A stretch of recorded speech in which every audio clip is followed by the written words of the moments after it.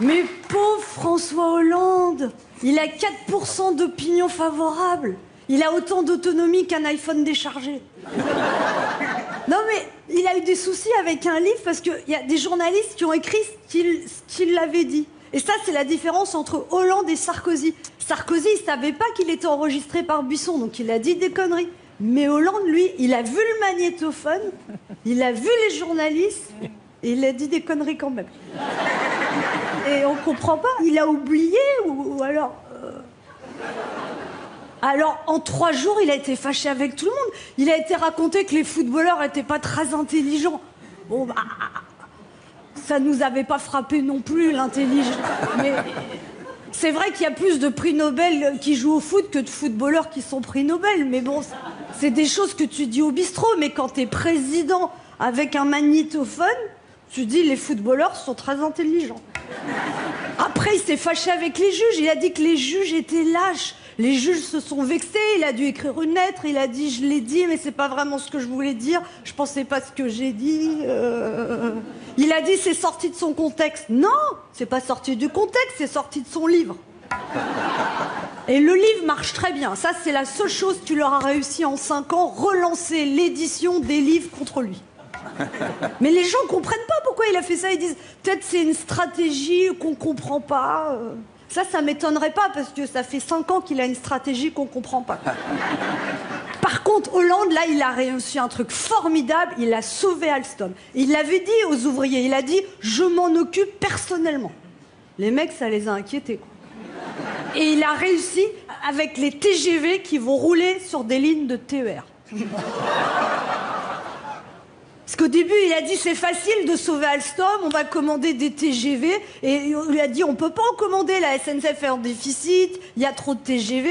Et là, il a dit, je les commande pour moi, tournée générale de TGV.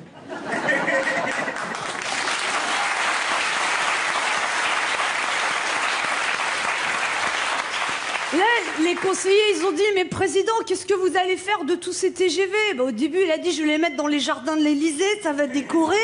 Et là, il y a quelqu'un qui a une idée formidable. Il a dit, les gens gueulent que les TER sont mal entretenus, on va prendre des rames de TGV, on va les faire rouler sur des lignes de TER.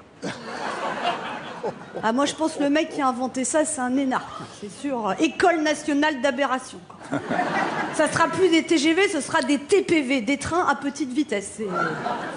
Non, mais c'est... Hein, ça va être bien quand tu vas être en banlieue. Je vais prendre mon TGV pour Mantes-la-Jolie. Alors, la question, c'est est-ce que, sous le poids du TGV, les rails vont pas s'enfoncer dans le sol? Peut-être. Eh ben, ça fera des métros.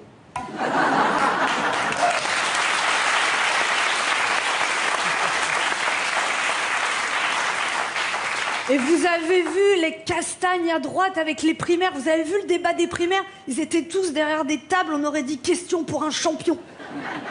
Ah, ils faisaient comme s'ils s'aimaient, puis on sentait que... qu'ils s'aimaient pas, quoi. Sarkozy, il est un petit peu nerveux en ce moment quand il est revenu. Il nous a dit qu'il était genre le Dalai Lama, et puis là, il est en mode pitbull. Hein, tu sens que... On dirait un caniche qui aurait pu de Red Bull, quoi. Il a dit qu'il connaissait pas le mec de Big Malion, et dans le documentaire d'Élise Lycée, on a vu qu'il l'a rencontré 44 fois. Bah ouais, mais parfois, il y a des gens que t'imprimes pas, quoi. Alors du coup, il raconte n'importe quoi. Le jour, il a parlé de nos ancêtres, les Gaulois, c'est sûr. Sarkozy, ça vient de Hongrix, quoi. Par contre, les gens s'extasient devant Alain Juppé. Oh, Alain Juppé, un homme neuf. Juppé, au débat, il n'a pas tellement parlé, hein, parce qu'il est tellement haut dans les sondages, il a peur que s'il dit quelque chose, ses sondages baissent. Alors ça, c'est sûr que si Juppé il est président, t'as pas de risque que des journalistes fassent des livres pour l'enregistrer, parce qu'il dit rien. Juppé, il a un concept formidable, c'est l'identité heureuse. On va voter pour Juppé et on sera heureux. Mais il dit pas comment. Faut voter pour lui et on verra. Et c'est vrai qu'actuellement, tous les Français, ils font la gueule sur leur carte d'identité. Dès que tu souris sur ta photo d'identité, on te dit faut la refaire. Sinon, au débat, il y avait Fillon. Fillon, c'est le gars sérieux, compétent, mais il est déprimant. Ah bah t'es déprimé, tu vas voir Fillon, tu te tires une balle, quoi. Il a une tête de notaire de province dépressif le jour de l'ouverture des testaments qui t'annonce que t'as que des dettes, quoi. Fillon, il est tellement honnête qu'il a annoncé que s'il a été élu, il ne diminuerait pas les impôts. Bah, si tu dis ça, tu ne seras pas élu. Puis il y a Copé, qui croyait que le pain au chocolat valait 15 centimes.